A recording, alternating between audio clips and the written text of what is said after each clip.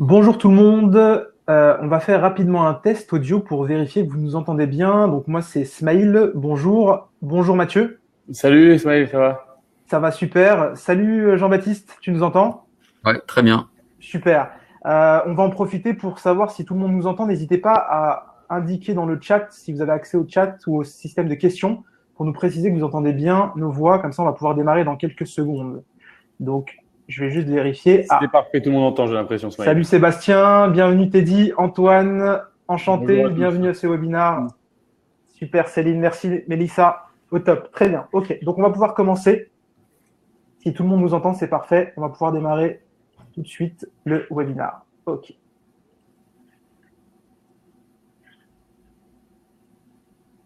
Donc tout le monde est bon, on voit bien mon écran. Tout est bon pour moi. Super, ok, très bien. Donc, bienvenue tout le monde. Merci de répondre si nombreux à cette invitation pour un webinaire en plein mois de juillet, période qui n'est pas forcément évidente, je dirais, pour se libérer du temps, quoique c'est aussi une période d'accalmie pour certains. Donc, on va démarrer ce webinaire qui va traiter d'un sujet assez particulier, puisque c'est un webinaire qui va être focus sur le moteur de recherche interne des sites e-commerce, une partie qui aujourd'hui est très négligée sur pas mal de sites marchands et sur lesquels on va se pencher un petit peu sur les bonnes pratiques et du coup étudier le cas client qu'on a aujourd'hui avec la chance qu'on a d'avoir la société Shopix. Je me présente brièvement, donc je m'appelle Smaïl Makik, je suis consultant web marketing pour l'agence Culturban. Pour la petite histoire, j'ai commencé en agence de référencement il y a une dizaine d'années, donc je faisais du SEO au sein d'une agence, et puis par la suite j'ai très vite rejoint côté annonceur différents sites marchands pour lesquels je m'occupais de la stratégie d'acquisition de trafic et de web marketing. Et puis depuis quelques années, je suis à mon compte au sein de l'agence Culturban. Donc, je vais passer la main à Jean-Baptiste qui va pouvoir se présenter. Salut. Alors, moi, c'est Jean-Baptiste Gabellieri. Du coup, je suis responsable e-commerce chez Shopix depuis un an tout pile. Et auparavant, j'ai eu un parcours vachement à driver par l'analytics. J'ai travaillé chez Addictiz à Lille, une startup qui faisait des jeux sur mobile. Et puis chez DigiSchool à Lyon, une startup dans l'e-éducation. D'ailleurs, dans la première entreprise que tu as citée, il y avait un jeu qui était très populaire, dont j'aimais bien un petit peu jouer. C'était Paf le chien, hein. Tu as travaillé Ouais, là-dessus. ouais, un gros carton français, un des premiers jeux qui a vraiment décollé sur l'App Store, la belle époque, et sur Facebook aussi. Ah, et tout à fait. Moi, je l'ai connu sur Facebook. Donc, Jean-Baptiste est un des acteurs derrière Paf le chien pour la petite histoire. Et puis, Mathieu, on t'écoute. Présente-nous un petit peu ton parcours. Bonjour, donc par contre, c'est vraiment basé que sur du e-commerce. J'ai commencé il y a 6 ans en Allemagne, à Berlin, puis après à Hambourg pour un comparateur de prix que pas mal de e-commerçants ont dû utiliser qui s'appelle Nextag. Et puis après, je suis arrivé il y a 5 ans à Madrid, parce que Doofender, il faut le savoir, c'est une entreprise espagnole. Et j'ai commencé en fait cette expérience. Donc je vais vous expliquer un petit peu par la suite la petite Ouais. présentation de Doofender. Et d'ailleurs, pour la petite précision, donc Mathieu, toi, tu es à Madrid. Exactement. Jean-Baptiste, tu es où? Moi, je suis au nord de Saint-Étienne. D'accord. Et puis moi, je suis en région parisienne. Donc on a un petit webinaire international qui, qui montre qu'avec ces outils-là, on est capable de pouvoir parler de plusieurs endroits. C'est magnifique. Ok. Vas-y, Mathieu, je te laisse continuer. D'accord. Donc, comme je vous disais, je suis arrivé il y a 5 ans chez Dooffinder. Donc, à la base, on était vraiment une entreprise espagnole, leader sur le marché donc espagnol. Et j'ai ouvert le marché français, puis après le marché anglais, italien et allemand. On compte maintenant plus de 4000 clients un peu répartis dans le monde. Comme pour une petite anecdote, on a par exemple des clients au Japon ou en Corée, dont le groupe Decathlon, Decathlon qui utilise depuis maintenant 3 ans notre technologie Dooffinder en Corée et au Japon. Donc, on a dû modifier un peu l'algorithme pour euh, pour avoir tout ça, mais tout s'est bien passé.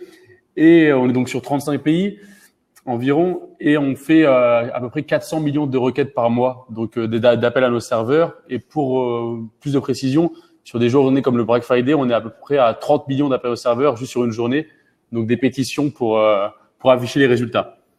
Et en France, on travaille depuis maintenant 4 ans. Donc c'est notre plus gros client en fait français qui est LDLC, ldlc.com, qui est sur plusieurs pays et qui est dans les top 10 des commerces français. Après, on a travaillé aussi et on travaille toujours avec Bureau Vallée, Decathlon Pro, aussi Decathlon en Irlande et en Suisse par exemple, le groupe Euromaster et plein d'autres qui sont aussi qui participent aussi à cet événement du webinaire. Donc je vous remercie d'être là. C'est toujours bien de pouvoir compter sur vous. Et d'ailleurs, Mathieu, pour la petite précision, donc c'est intéressant de montrer ces différents cas clients. En fait, aujourd'hui, que ce soit au Japon, que ce soit de l'informatique, de la bureautique, du matériel de sport ou du pneumatique, en fait, quel que soit le secteur d'activité, j'irais même le champ sémantique du catalogue, DoFinder peut répondre à l'appel. Exactement. Quelle que soit la langue aussi, on est partout. Ok, intéressant. Et Shopix, un peu plus d'infos de la part de notre ami Jean-Baptiste. Alors Shopix, je pense qu'on est un client typique de DoFinder parce qu'on est un acteur de taille moyenne mais qui a quand même un chiffre d'affaires raisonnable. On fait 54 millions d'euros de chiffre d'affaires. On est omnicanal, on a des magasins physiques et puis un business model original. Je crois qu'il y a une slide qui en reparle après, mais de camions magasins qui passent dans les villages partout en France. Okay. Et on est une entreprise qui fait très attention à la satisfaction client. On a un peu construit notre identité là-dessus et puis sur le modèle original de distribution. Très bien, on reviendra effectivement sur Shopix qui va être le principal sujet d'étude. Mais avant de commencer à entrer dans le vif du sujet, j'aimerais quand même installer quelques chiffres qui sont assez fondamentaux parce que moi j'ai la chance de pouvoir travailler sur différents sites marchands et justement en partenariat avec DoFinder, on a aussi la capacité d'avoir des statistiques sur des milliers de clients et en moyenne, le chiffre principal qu'il faut savoir, c'est que 4 internautes sur 10 lors d'un parcours d'achat e-commerce utilisent le moteur de recherche interne. C'est-à-dire que systématiquement, pour 10 clients enfin 10 prospects qui vont arriver sur votre site internet, il y en a 4 qui vont saisir un mot-clé et rechercher un produit directement via le moteur de recherche interne, plutôt que de naviguer de catégorie en sous-catégorie ou de rechercher le produit au fin fond de votre catalogue. Donc ça, c'est quand même quelque chose d'assez fondamental. On est sur de l'instantanéité et c'est vrai que le consommateur aujourd'hui, il compte le nombre de pages vues chez vous. C'est-à-dire que plus vite on lui fait rencontrer le produit qu'il recherche, plus vite on a des chances de le convertir et ça c'est vraiment quelque chose de fondamental. Donc je vous invite d'ailleurs à regarder à l'occasion sur vos sites internet respectifs quel est le pourcentage en fait d'utilisateurs qui passent par le moteur de recherche interne lors de leur parcours. Là-dessus il y a des possibilités effectivement de regarder ça. Autre chose aussi par rapport au webinar, n'hésitez pas à poser vos questions pendant le webinar, on va les reprendre à la fin sur une session questions-réponses donc pour pouvoir répondre à tout un chacun sur les différents éléments qu'on va vous présenter. Même si vous avez des chiffres, Smaïl, sur le pourcentage de personnes qui passent par le moteur de recherche, si vous le savez, n'hésitez pas à nous les transmettre par chat, comme ça, toujours intéressant de savoir en fonction du secteur, etc. Exactement, parce que c'est vrai que ce chiffre-là, on a l'occasion de faire pas mal d'études avec Mathieu. On se rend compte que parfois sur certains sites marchands, on est au-dessus de 60% d'utilisation du moteur de recherche. Donc ça dépend vraiment typiquement de la richesse de catalogue. On peut imaginer effectivement quand un site marchand a à la fois une partie marketplace avec des centaines de milliers de références et une partie produit je dirais en natif, eh bien le moteur de recherche devient vraiment fondamental. Donc ce pourcentage il augmente. Donc c'est vrai que ça peut être intéressant effectivement d'avoir vos retours d'expérience respectifs pendant le webinaire. La deuxième chose qu'il faut savoir sur le moteur de recherche, et ça c'est quelque chose je dirais d'assez important à prendre en compte. On subit tous indirectement, je dirais, l'hégémonie Google. L'hégémonie Google, elle a finalement habitué l'ensemble des internautes à, premièrement, de la rapidité en termes d'affichage des résultats. Donc, on n'a pas besoin d'attendre un laps de temps très élevé entre le moment où on a saisi une requête dans Google et son affichage de résultats. Donc ça, c'est la première chose, la rapidité. La deuxième chose qui est importante aussi, c'est la pertinence des résultats. Bien évidemment, ce qui a fait le succès de Google à l'époque où ils se sont lancés, c'est quand même le fait d'avoir des résultats vraiment très précis par rapport aux requêtes effectuées. Donc, on est vraiment, on connaît tous un petit peu la théorie de la longue traîne, etc. On peut être très précis dans des requêtes et on va avoir des affichages de résultats qui sont toujours pertinents. Donc ça, c'est très important. Le taux de réponse, pareil. Il faut absolument éviter le zéro réponse, c'est-à-dire il faut absolument que Google puisse vous répondre d'une manière ou d'une autre, même s'il n'y a pas de résultat pertinent par rapport à la requête. Il va vous suggérer des mots-clés complémentaires sur lesquels il a des requêtes. Donc, il va toujours remplacer le résultat peut-être de niveau, enfin le résultat qui retourne zéro affichage par rapport à un résultat qui, lui, s'en rapproche et va afficher plusieurs affichages. Donc, du coup, ça, c'est quand même ultra intéressant. Le temps réel, bien évidemment, on est sur de l'instantanéité, encore plus maintenant avec l'usage du mobile. Donc, typiquement, le fait de pouvoir indiquer tout de suite maintenant avec, et le dernier point, c'est celui-ci, avec du prédictif, le fait que le début du produit qu'on est en train de saisir existe dans notre catalogue et qu'il y a déjà tant de références en base, va permettre aussi de mettre le consommateur dans un schéma de confiance assez poussé. Donc, tout ça fait que aujourd'hui, quand vous utilisez un site e-commerce et que vous n'avez pas ces 5 critères qui sont mis en place sur un moteur de recherche interne, vous allez créer de l'insatisfaction, vous allez frustrer le consommateur qui va peut-être perdre patience et quitter votre site. Donc ça, c'est vraiment important en amont de garder ça à l'esprit. Quand vous choisissez une solution, quelle qu'elle soit, le moteur de recherche doit pouvoir faire le mix de tous ces critères-là pour pouvoir répondre au, je dirais, phénomène Google, c'est-à-dire au haut standard de recherche qu'il a imposé auprès des consommateurs, que eux, finalement, déportent finalement sur votre site internet e-commerce. Donc, le Google aujourd'hui, le moteur de recherche interne, c'est quelque chose de très similaire aux yeux du consommateur. D'ailleurs, là-dessus, il y a une autre notion fondamentale qu'il faut absolument connaître. Quand on a un moteur de recherche interne, on va avoir deux types d'affichage. Donc, imaginons, je prends un cas de figure très typique, on est sur un site PrestaShop, on utilise le moteur natif de PrestaShop qui permet aussi effectivement de lancer un projet et d'avoir quelque chose de, je dirais, d'utilisable. C'est pas forcément optimum, mais en tout cas, c'est utilisable. Donc, sur ce type de moteur de recherche, on va avoir ce qu'on appelle un tri classique, c'est-à-dire que la requête de l'internaute va utiliser des données très limitées, en l'occurrence le titre et la description du produit. Donc, la notion de merchandising, on en entend beaucoup parler, c'est quelque part le fait de pouvoir utiliser l'ensemble des données dont on a connaissance, l'ensemble des données qu'on a à disposition, qui vont permettre de régir l'affichage vraiment de manière intelligente. L'idée, par exemple, c'est que sur une requête, plutôt que de faire un tri d'affichage uniquement basé sur la sémantique, ou en tout cas sur l'apparition du mot-clé dans le titre et la description, c'est qu'on puisse également utiliser d'autres critères. On en parlera un petit peu plus tout à l'heure, notamment par exemple la marge. Le taux de marge peut être un critère de tri d'affichage. On peut tout à fait dire sur tel mot-clé, je voudrais en priorité les produits de mon catalogue qui ont un taux de marge supérieur à 35%. Donc ça peut être un tri intelligent, puisque là on est capable aussi de pousser des produits, je dirais de façon tête de gondole. Le merchandising, c'est du merchandising, mais apporté au moteur de recherche. Donc on peut privilégier certains résultats pour forcément derrière avoir un impact sur les ventes et sur le taux de marge. Donc ça c'est important. Pareil pour une rotation produit, si on sait qu'un produit est régulièrement vendu à une fréquence élevée, on va pouvoir du coup faire ce critère-là, rajouter ce critère-là dans le tri type merchandising pour remonter des produits en priorité parce qu'on sait que ça fait partie des top ventes et que c'est plébiscité aujourd'hui par les consommateurs, etc. Donc vraiment garder à l'esprit les deux types de tri, le classique d'un côté que propose la majorité des moteurs de recherche natifs et le merchandising sur lesquels vous allez devoir implémenter une technologie comme DoFinder pour pouvoir rendre le moteur intelligent et qu'il puisse exploiter toutes les informations dont vous avez connaissance. Maintenant, on va passer sur effectivement le cas ShopX pour s'intéresser à la mise en place effectivement de la stratégie du moteur de recherche et comprendre comment justement l'entreprise a fait levier pour augmenter ses ventes et ses conversions. Et je vais du coup passer la main à Jean-Baptiste. Alors pour revenir à ShopX, du coup comme je disais tout à l'heure, on a nous un modèle un peu original parce qu'on est une entreprise omnicanal, mais historiquement le gros de l'activité il est fait par des camions magasins, donc qui passent dans toutes les communes de France, qui représentent encore 65% du chiffre d'affaires du groupe. Et pour faire venir les gens au camion, avant leur passage dans les villages, on distribue un catalogue, du coup qui est imprimé à 54 millions d'exemplaires, qui est distribué en zone rurale. Et 70% des gens qui habitent dans un village de moins de 1000 habitants, grosso modo, ils reçoivent notre catalogue au moins une fois dans l'année. Et puis à côté de ça, on a des magasins en France métropolitaine et puis pas mal dans les dom-toms aussi. Ça, c'est pour le cadre général. Petite question d'ailleurs sur le catalogue, le ciblage, il est volontaire. Le fait de pouvoir cibler ces villages-là où il y a très peu d'habitants, c'est pour pouvoir créer une valeur ajoutée par rapport à d'autres concurrents qui existent déjà sur le secteur ou c'est ce qui fonctionne le mieux en termes de retour? C'est ce qui fonctionne le mieux en termes de retour parce que du coup, le modèle, c'est que les camions, ils vont passer dans des petites communes, enfin des communes de taille moyenne de 3 à 8 000 habitants, on va dire. Où justement il y a peu de grosses surfaces qui sont déjà implémentées et la distribution de catalogue elle se fait sur tout le périmètre de la commune via Mediapost, du coup des boîtes aux lettres qui sont opt-in pour la publicité et c'est ce qui permet de faire venir les gens au camion. Très bien, ok, donc c'est vraiment un modèle intéressant parce que c'est vrai que ça c'est un petit peu l'inverse de ce qu'on connaît sur l'habituelle dualité entre magasin physique et e-commerce. Là, on a aussi la volonté d'aller chercher le client là où il est pour lui vendre les produits. Ok, super. Et les magasins physiques, c'est des magasins classiques aujourd'hui, estampillés ShopX?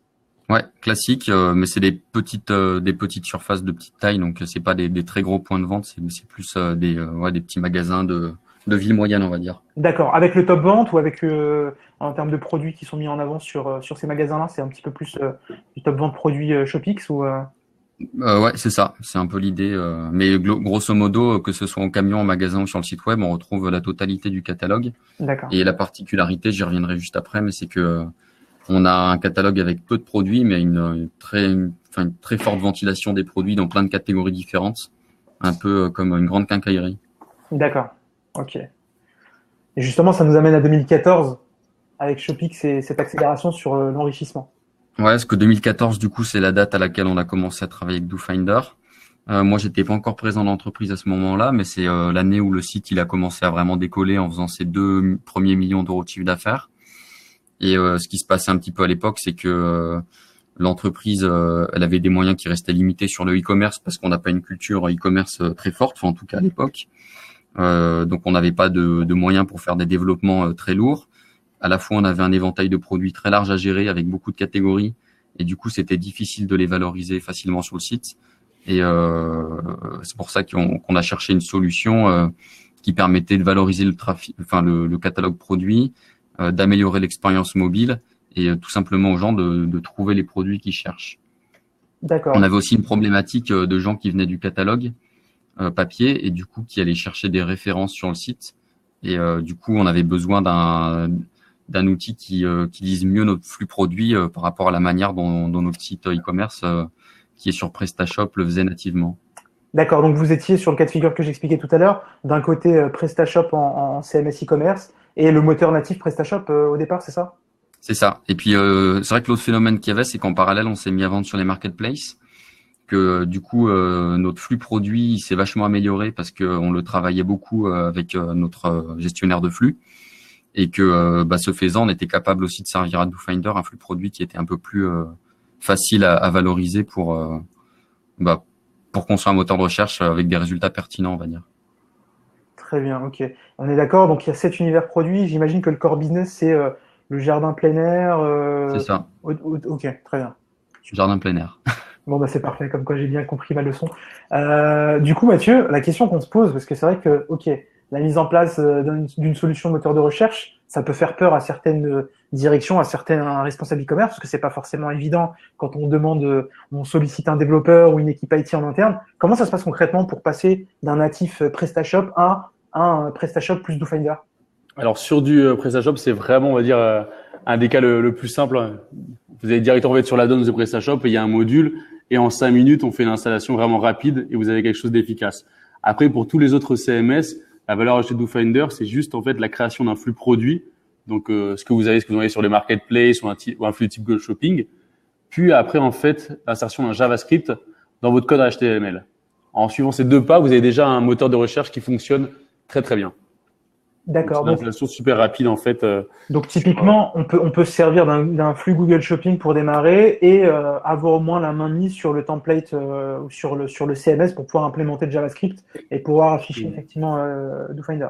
Exactement, ça c'est vraiment ce que font 95% de nos clients. Après, par la suite, on a aussi des clients qui vont enrichir leur flux produit, comme disait un petit peu Jean-Baptiste, en fonction de quel canal ils utilisent après pour vendre leurs produits. Et bien sûr, si vous avez un meilleur flux produit, vous allez avoir de meilleures ventes par la suite et une meilleure conversion. Parce que c'est vrai que, juste pour ajouter, c'est vrai que le module DoFinder, on l'installe sur le site PrestaShop. Déjà, il va générer un flux. Mais après, c'est vrai qu'aujourd'hui, la plupart des e-commerçants, ils ont aussi un flux via Google Shopping ou via leur gestionnaire de flux. Ça peut être Lengo, Shopping Feed ou etc. Et là, des fois, c'est des flux où on va avoir tendance à pousser d'autres informations comme des marges produits ou des choses comme ça. Et du coup, c'est des informations qui peuvent facilement être réexploitées dans DoFinder pour améliorer la pertinence des recherches, quoi. Donc, on est d'accord que plus on va avoir d'informations qui sont liées à la performance du produit ou bien effectivement à des choses d'ordre commercial, mieux c'est en termes d'implémentation pour pouvoir jouer avec l'outil, quoi. Voilà, exactement. Vraiment, ce qu'on va vous montrer un peu dans le cas d'étude, c'est le fait que DoFinder fonctionne déjà très bien et par la suite, vous avez plusieurs outils pour améliorer cette conversion. Et on va voir un peu justement comment a fait Jean-Baptiste là-dessus. Et donc justement, le flux produit et la mise en place d'un meilleur flux produit va améliorer cette conversion par la suite. Ok. Donc, je te laisse continuer de nous expliquer un petit peu. Mathieu, là, on est sur un des écrans de Shopix. Exactement. Donc ça, c'est vraiment en fait on est sur la homepage de Shopix. Et ce qu'on a voulu faire avec DoFinder, comme sur Google en fait directement, c'est quand vous commencez à rechercher, quand vous commencez à écrire quelques lettres depuis le moteur de recherche, vous avez tous les produits qui apparaissent. Vous allez avoir des résultats instantanés en fait de vos produits, avec la possibilité aussi d'utiliser des filtres comme la dimension, le prix, la catégorie, etc. Donc, ça va être vraiment une partie visuelle pour le client. Donc, ça, c'est le JavaScript qu'on met en place dans le code HTML du client. Et là, on a un deuxième exemple. Exactement, parce que c'est vrai que vous avez la première partie qui est donc justement l'autocomplexion, comme on l'a vu auparavant sur la homepage de Shopix. Après, c'est vrai qu'il y a quand même pas mal de clients qui sont aussi habitués à avoir une page de résultats. Donc, DoFinder, en fait, va permettre une intégration complète.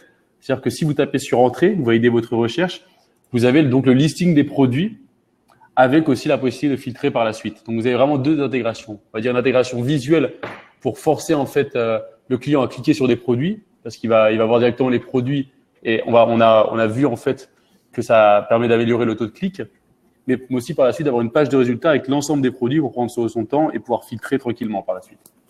D'accord, ok. Justement, Jean-Baptiste, là-dessus, tu m'avais dit en off l'autre fois que vous utilisez pas mal le moteur comme outil de landing page. Vous utilisez beaucoup ce système-là, en fait, finalement, ce type de résultat pour pouvoir rediriger du trafic sur des mailing, des choses comme ça. Hein. Oui, ça peut être pratique sur des newsletters thématiques de faire une sélection de produits particulière. Donc nous on le fait beaucoup, vu qu'on a comme je disais, une gamme de produits très hétéroclite, ça permet de rassembler des fois les produits en landing page et de rediriger les gens dessus. Ouais. D'accord. Donc typiquement là, si on voulait par exemple faire une landing page avec le mot-clé serre de jardin avec que des prix inférieurs à 300 euros, on va plutôt utiliser le moteur de recherche plutôt que demander à son web designer intégrateur de créer une page manuellement. C'est ce que vous faites vous, hein. Vous privilégiez la page de recherche du coup pour ce type de page un peu rapide, quoi. Ouais, pour des news, c'est parfait. Après, il faut voir aussi que l'affichage est entièrement personnalisable. Donc, de toute façon, vous pouvez faire évoluer le template à votre guise.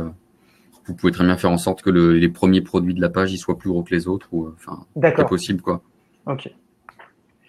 Alors, du coup, donc, la mise en place de base, effectivement, c'est ce qu'on a vu à l'instant, l'implémentation du tag et le flux produit qui est implémenté, donc qui permet au moins d'avoir un affichage déjà de base avec l'algorithme DoFinder. Maintenant, est-ce que tu peux nous dire, Jean-Baptiste, au détail, comment on travaille au fur et à mesure du temps un outil avec DoFinder en termes d'optimisation des requêtes pour améliorer les rendements et le taux de conversion, parce que c'est vraiment le. Ouais. Bon, il y a pas mal de choses. Nous, on va consulter les statistiques régulièrement pour faire des optimisations. Donc, je vais vous montrer après quoi. Mais après, ça peut être aussi d'autres intervenants internes ou externes à l'entreprise. Donc, ça peut être aussi bien l'agence qui nous accompagne, qui va aller regarder un petit peu aussi et nous faire des propositions pour mettre en place des bannières, par exemple, on verra après, ou le service marketing pour voir un petit peu les recherches qui seraient très cherchées, mais pour lesquelles on retournerait pas de résultats et qui pourraient donner des idées de produits à ajouter au catalogue. Tout à fait. D'ailleurs, je t'interromps là-dessus, Jean-Baptiste. Nous, c'est ce qu'on recommande de manière générale quand on doit utiliser l'outil moteur de recherche interne, que ce soit DoFinder ou autre. En général, malheureusement, on se rend compte que pas mal de sites marchands ne vont pas forcément faire le point régulier sur ce qui se passe en termes de data. Ils implémentent et ils laissent tourner. Et c'est ce qu'on disait avec Mathieu d'ailleurs quand on échangeait, c'est qu'il y a pas mal de clients DoFinder aussi ou autres qui vont mettre en place la solution en pensant que, bien sûr, l'outil lui-même répond déjà à pas mal de besoins, mais on peut aller beaucoup plus loin et gagner des points de conversion en fait sur ces différents axes d'optimisation. C'est ça. Et puis améliorer son catalogue produit. Parce que là, je vois par exemple, moi, je suis sur notre dashboard, vous le voyez pas. Mais actuellement, il y a des gens qui cherchent des ventilateurs sur Shopix, ben, malheureusement, on n'en a pas. Ou des débroussailleuses, ben, on n'en a pas non plus. Des épuisettes et des filets. Donc ça, je pense que c'est plus pour aller pêcher des poissons. On n'a rien à leur proposer, malheureusement. Ouais, ça, c'est le vrai problème. Donc c'est pour ça que si je vais synthétiser assez rapidement, c'est ces 4 actions qui sont indispensables aujourd'hui pour vraiment bien gérer son moteur de recherche interne. Le premier, c'est le suivi des top requêtes. Donc on peut partir sur une approche de 100 mots-clés, les 100 mots-clés les plus recherchés chaque mois, par exemple, sur votre site internet, analyser chacun de ces mots-clés-là et vérifier finalement quels sont les résultats qui en découlent. Est-ce que le moteur retourne des résultats qui sont pertinents ou qui ne sont pas du tout pertinents, voire qui n'ont aucun résultat, comme le disait tout à l'heure Jean-Baptiste. Le deuxième élément, c'est aussi l'enrichissement des synonymes. Ce qu'il faut savoir, c'est qu'il y a pas mal de mots-clés qui peuvent être à double sens ou qui parfois vont avoir des synonymes qui sont utilisés. J'aime bien donner cet exemple-là de le câble et le cordon. Alors, cordon et câble, ça veut dire strictement la même chose. Mais voilà, un câble HDMI, un cordon HDMI, si le système ne connaît pas le synonyme, eh bien, il va peut-être pas trouver le terme dans la base de données. Donc, c'est bien de créer des synonymes pour anticiper finalement les mots-clés recherchés par les internautes. Et là-dessus, le suivi des top requêtes, le point numéro 1, il est important. On va voir également les deux exemples que la création de custom results et l'intégration de bannières.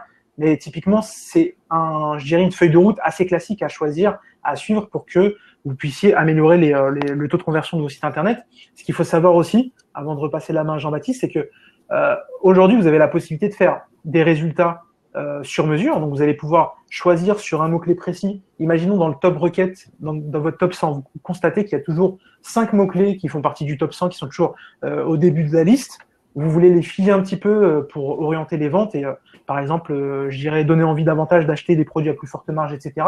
Vous allez pouvoir personnaliser les résultats pour remettre en avant des produits soit à marque à forte marge ou bien des produits sur lesquels vous voulez liquider les stocks ou vous voulez déstocker. Donc, vous allez pouvoir agir manuellement. Et ça, malheureusement, Mathieu, tu m'avais dit, mais il y a pas beaucoup de gens qui le font au quotidien, quoi. Exactement, ça c'est vrai que on s'en rend compte pas mal de fois quand on explique en fait l'outil à nos clients qu'il y a beaucoup de gens qui prennent pas le temps parce que c'est vrai aussi on a quand même pas mal de structures avec peu d'employés, donc c'est quand même compliqué de se mettre une demi-heure toutes les semaines et travailler sur l'outil. Après c'est vrai qu'on voit la conversion d'un moteur de recherche, on peut se dire qu'il faut vraiment que c'est quelque chose à faire. Et nous dans tous les cas ce qu'on fait avec les clients c'est que dès que le client essaie notre solution, après on a des commerciaux justement qui vont aider ces clients justement à utiliser nos outils pour en tirer le maximum en fait. D'accord.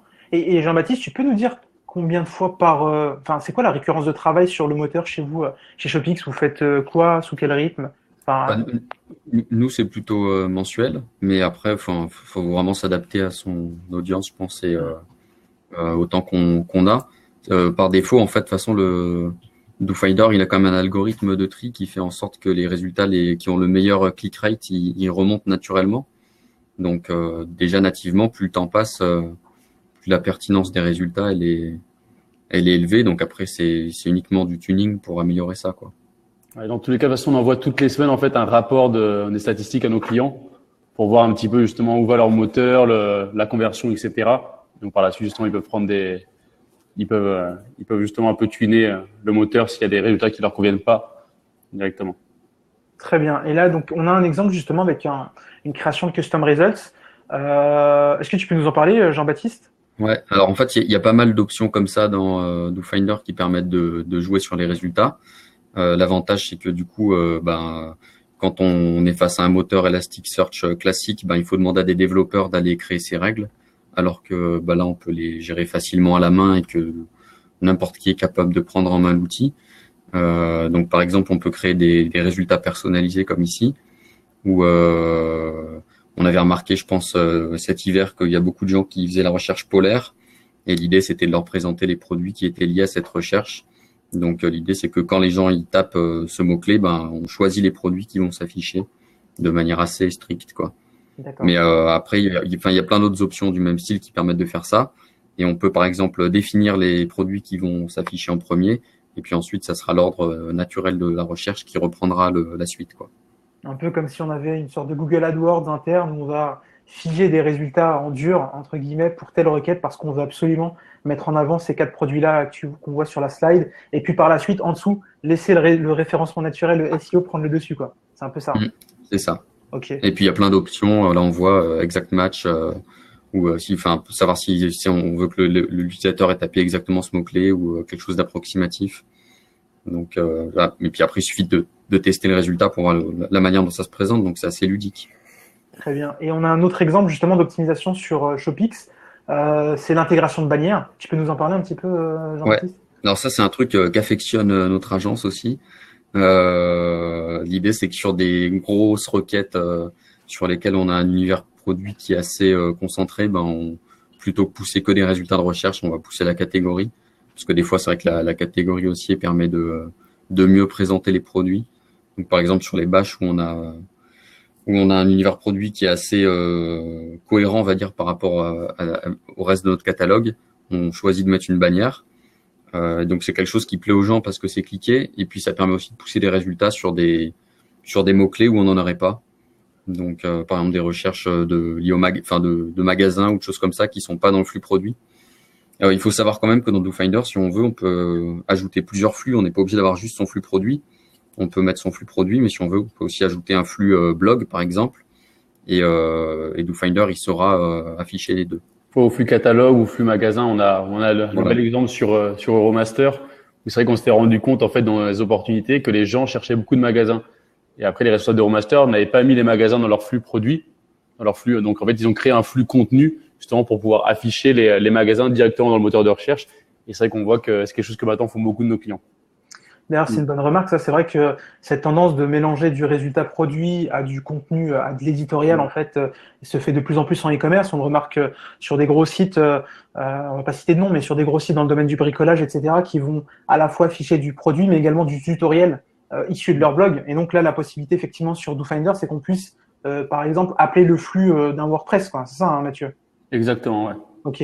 Et du coup, on peut pondérer bien évidemment les produits ventes versus les articles de contenu en faisant en sorte que ce soit toujours les produits qui apparaissent en premier dans l'affichage, puis suivis de contenu éditorial. Hein. Exactement. Après, c'est vrai que la tendance est plus, on va dire, à afficher en premier les articles de blog et après quelques produits.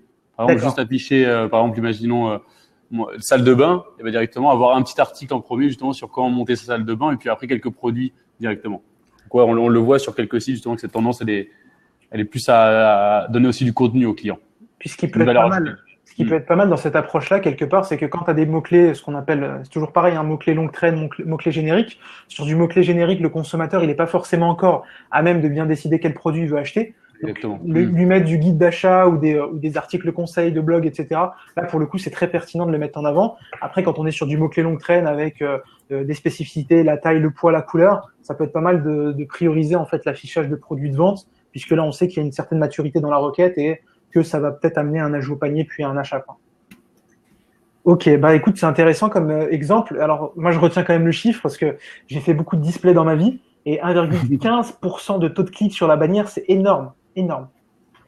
Donc voilà, c'était juste pour préciser ça parce que sur du display, en général, on est sur des perfs beaucoup plus faibles, en dessous du 0,5 et là, on est quand même sur 1,15%, même si effectivement, c'est un mot-clé très précis et puis c'est une bannière très précise, mais je trouve quand même que c'est pas mal en termes de taux de clic, quoi. Et pour la petite histoire, en fait, cette bannière directement s'intègre dans le JavaScript. Donc, quand vous commencez à écrire, en fait, dans la partie visualisation, vous avez une petite bannière qui apparaît dans les résultats. Et cette bannière peut aussi arriver après dans votre page de résultats si vous souhaitez. Ok. Voilà. Et ben, merci Mathieu pour cette précision. Du coup, ce qui va être intéressant, c'est de voir un petit peu à travers ces différentes actions, qu'est-ce qu'a obtenu aujourd'hui Shopix en termes de ROI, hein, parce qu'on est là quand même pour voir la valeur ajoutée de la solution et surtout comment elle a fait levier en termes de vente.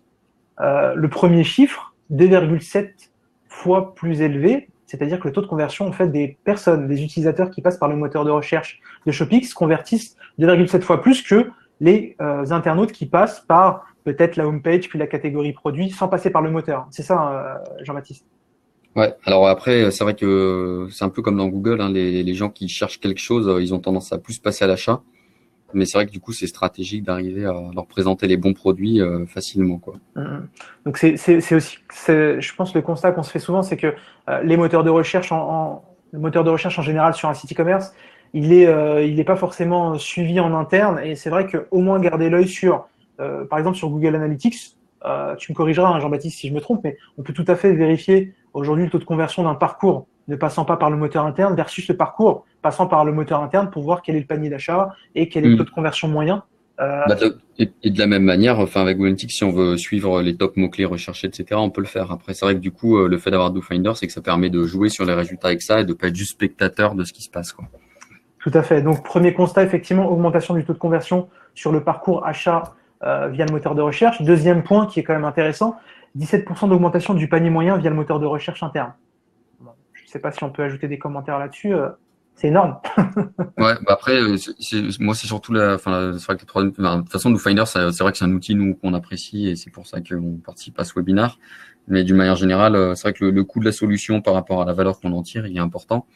Et par rapport à d'autres solutions de merchandising qui ont un positionnement prix un petit peu différent, DoFinder, il est vraiment intéressant puisque il permet de démarrer simplement et de rapidement complexifier les choses, quoi. Ça fait le point effectivement sur cette dernière slide de présentation, avant qu'on passe à la partie questions-réponses, c'est le ROI pour Shopix entre l'investissement fait sur DoFinder et le chiffre d'affaires généré, donc 0,7%. On aimerait avoir des ROI comme ça sur des campagnes Google AdWords. On est loin de ça en termes de score, mais là effectivement c'est quasiment c'est donné entre guillemets quand on fait le ratio prix investissement entre guillemets sur la solution versus ce que ça apporte en termes de chiffre d'affaires. Donc là, bravo hein, pour ces résultats sur Shopix.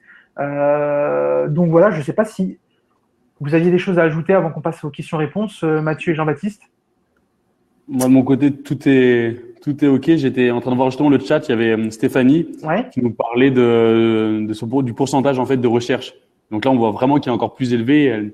Stéphanie nous dit qu'il y a 55% des visiteurs qui passent par la recherche de son site. D'accord. Ce qui serait intéressant, c'est de voir le secteur d'activité de Stéphanie. Ça m'intéresse d'avoir ce chiffre-là. Mais oui, c'est énorme. 55%, ça se rapproche un petit peu de ce que j'évoquais tout à l'heure en termes de statistiques. Est-ce qu'il y avait d'autres questions, Mathieu?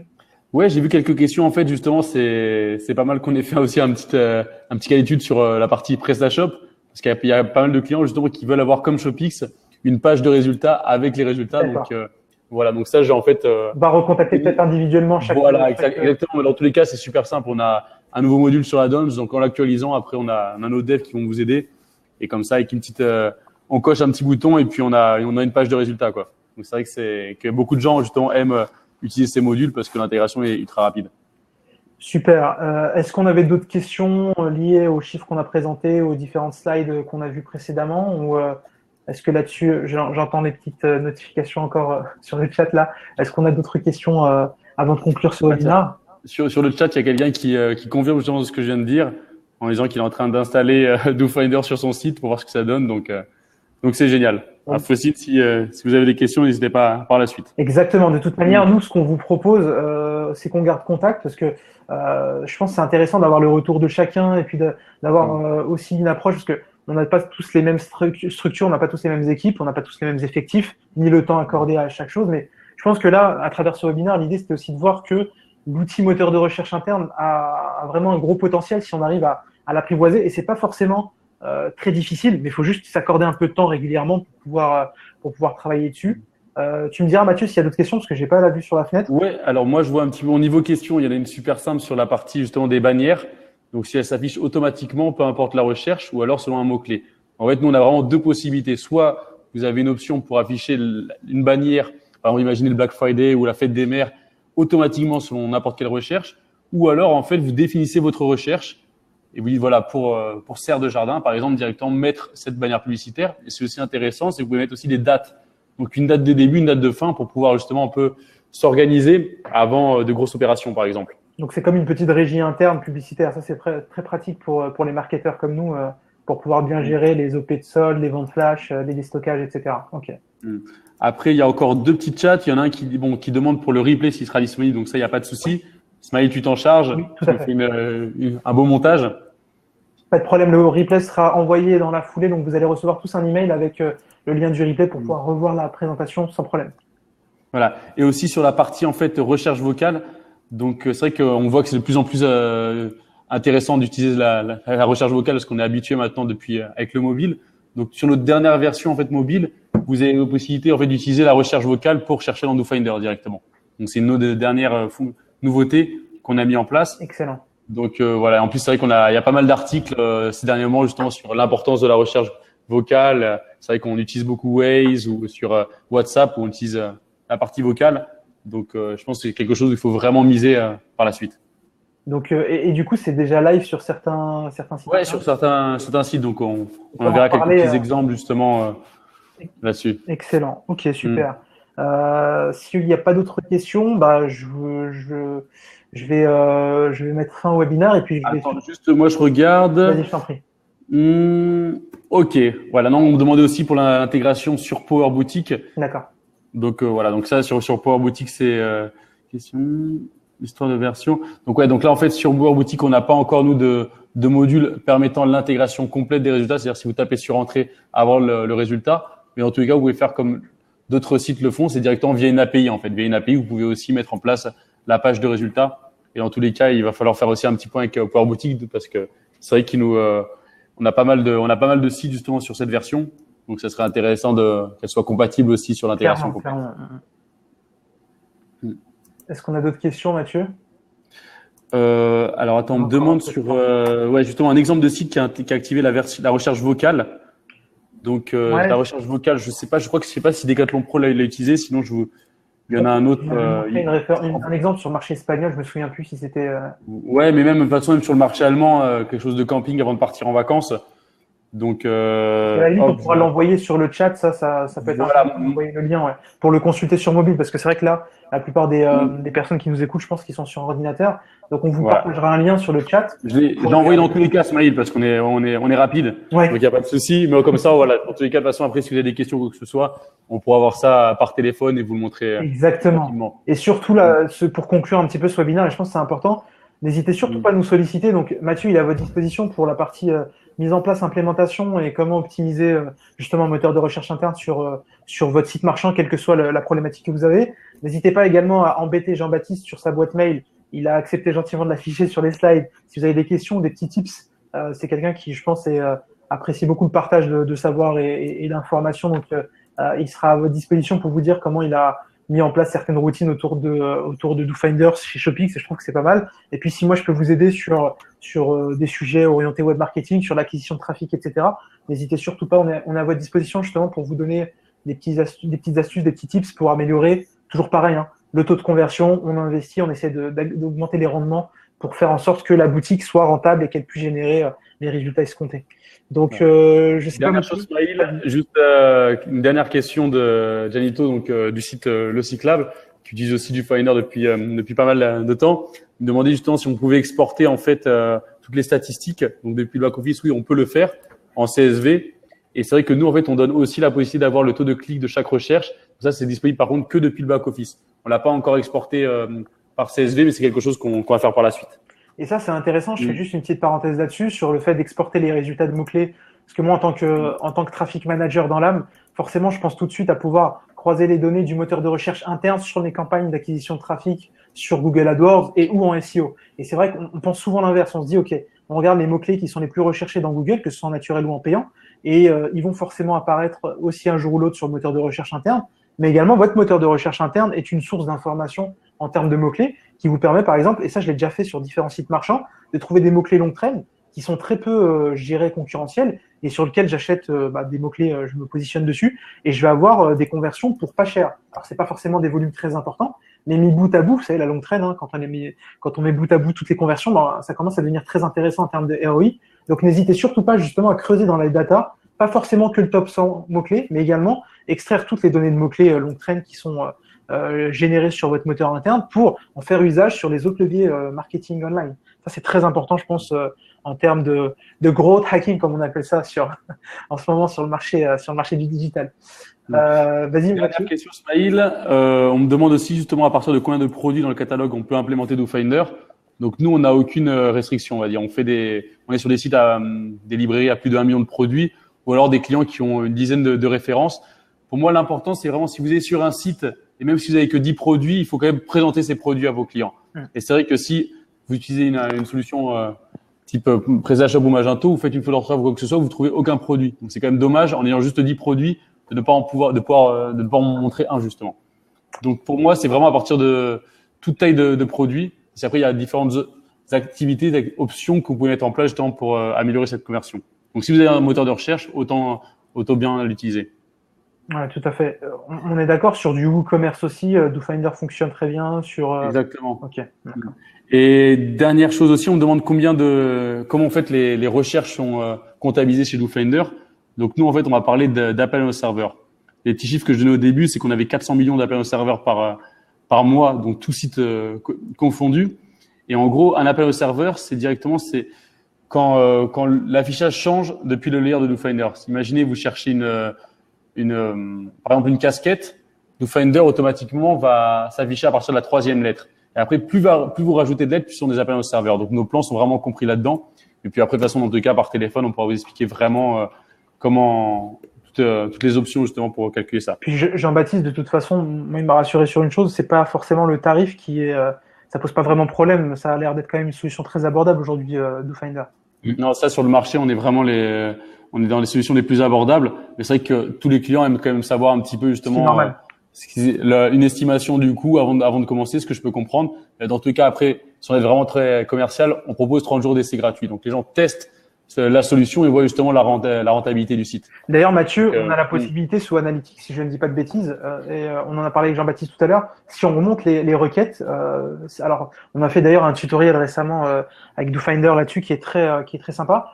qui vous permettra en fait de remonter très facilement sous Google Analytics les requêtes du moteur interne. À travers ce nombre de recherches par mois, on peut déjà avoir un estimatif avec DoFinder du nombre de sollicitations serveurs que ça peut générer. Hein. Exactement. Voilà. Dans tous les cas, de toute façon, si vous avez le nombre de recherches, nous, on vous donne une estimation. Mais après, il y a 30 jours d'essai. Pour répondre à la question aussi d'Emmanuel, il n'y a aucun engagement sur l'abonnement par la suite. Et si vous dépassez en fait vos recherches, votre forfait, on vous envoie des mails automatiquement avant pour vous dire voilà, attention, vous avez dépassé. Il n'y a aucune augmentation automatique.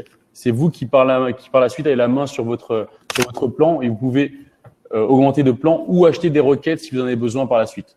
Et dans tous les cas, si vous dépassez un petit peu, après on est toujours très souriant chez DoFinder, donc on fait des petits gestes là-dessus, il n'y a pas de souci. Ça c'est l'Espagne, hein. Vous avez un beau temps toute l'année, donc forcément. Voilà, ça aide pas mal.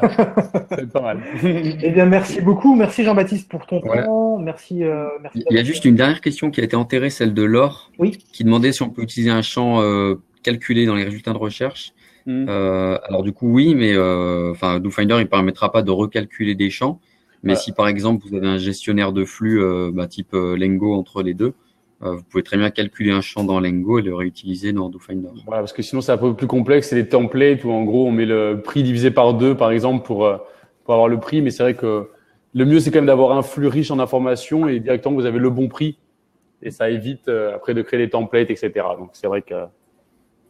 Mais c'est vrai qu'après, mettre le flux DoFinder derrière un gestionnaire de flux, ça a un intérêt vraiment important parce que typiquement, on pourrait très bien pondérer les résultats de DoFinder à partir des ventes qui sont faites sur Google Shopping, par exemple, qui sont mesurées par le gestionnaire de flux. Donc, ça rend le truc hyper intéressant. Nous, dans tous les cas, de toute façon, on a un partenariat avec Lengo et Shopping Flux, par exemple.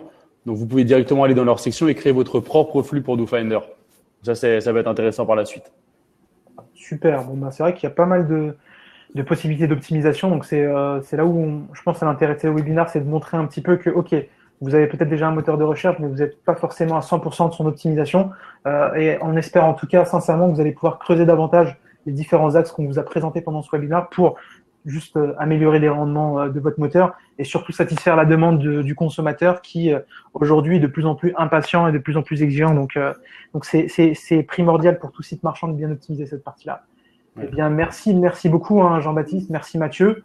Il y a pas de souci, juste pour tout le monde, n'hésitez pas à m'envoyer un mail donc à mathieu@dofinder.com, c'est des questions techniques justement pour qu'on puisse voir ça ensemble ou n'importe quel feedback, il sera le bienvenu. Super, merci beaucoup. On va mettre fin au webinaire du coup et puis on se dit à très vite. À bientôt. À bientôt. Au revoir, bonne journée. Au revoir.